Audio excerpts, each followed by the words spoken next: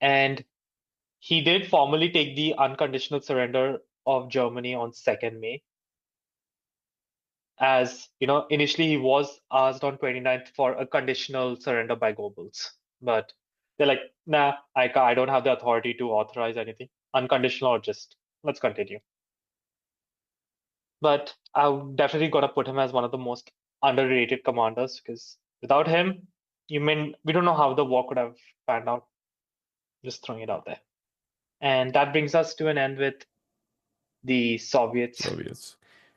And the randomizer says they're going to be moving on to their counterpart, the Germans. Do you want to do best or worst?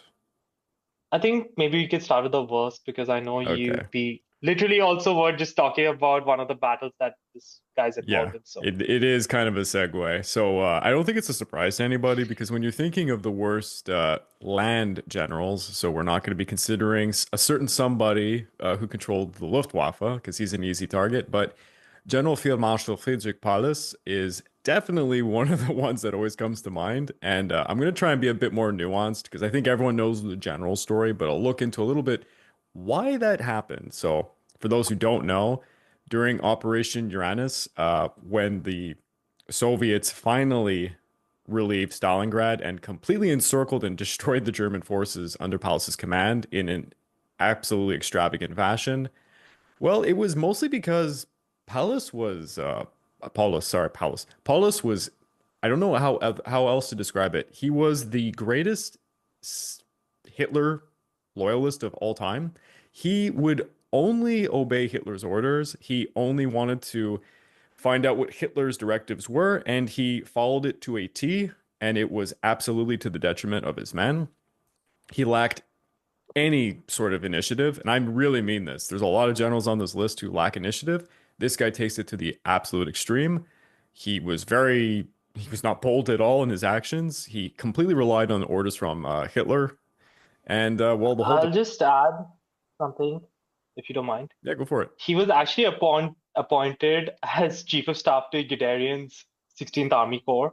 Yeah, Well, Guderian calls him like, clever, conscientious, hardworking, and talented and original. He rightfully questions has Paulus's decisiveness and toughness and lack of command experience. He doesn't have any experience, and he pretty much has always been a staff officer. He's Mhm. not been a frontline officer for any period of time, especially in the last few years. Yeah. And do you know how he became commander of the Sixth Army? No, actually, I don't. So he had a patron, you could call it, uh, Walter von Reichau. He was kind of like the patron of Paulus, kind of guided him. And when Paulus had to do things, it's kind of like, this guy's orders and he just implements and executes. That guy made Paulus the Sixth Army commander because he was promoted to the entire Army Group South. Now, keep in mind, Paulus has never commanded more than a battalion. So, similar to Neil Ritchie, he's now been thrust into a situation he's not prepared for. Unfortunately, uh, you know, his patron dies 6 days after taking command of his new front. So he does not have a leader that he can look up to say, okay, do this, do that, consider this, blah, blah, blah. And that's where, his craze that you just mentioned of being an absolute admirer and devotee to Hitler and lack of decisiveness really, real, and no initiative really steps in. Because he never really had an answer to, like, initially, sure, he was bulldozing his way to Stalingrad.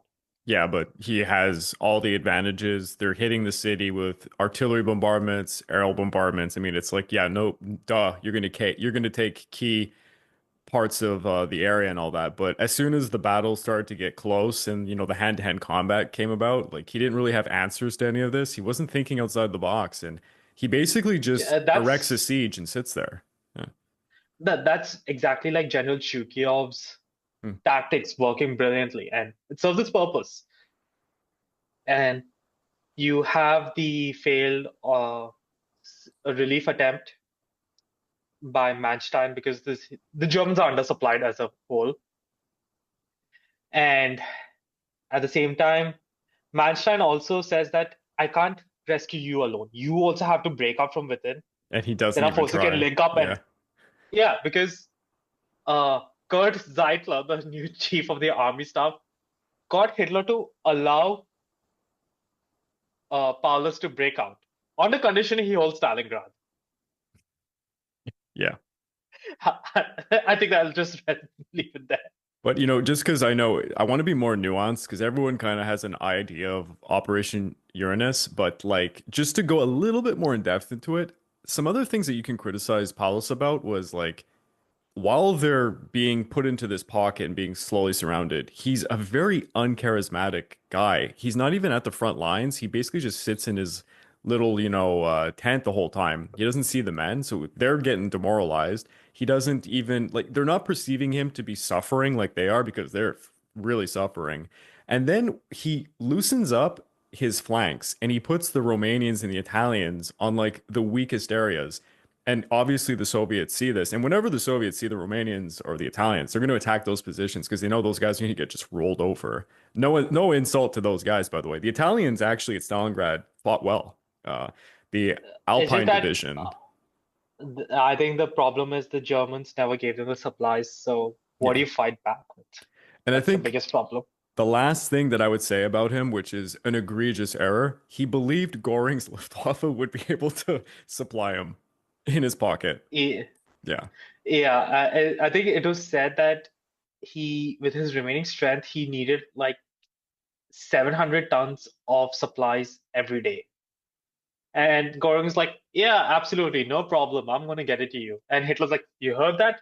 My boy Goring is going to get you all the supplies you need. And I think, forgot one thing.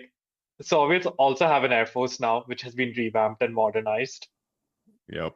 And it was a very good day if during this air operation that if Paulus's men could recover maybe 80 to 85 tons. And there's no chance of some of those supplies just going over to the Soviets either. Let's not forget that. Because Yeah. Goring's fantastic job there. But I desist.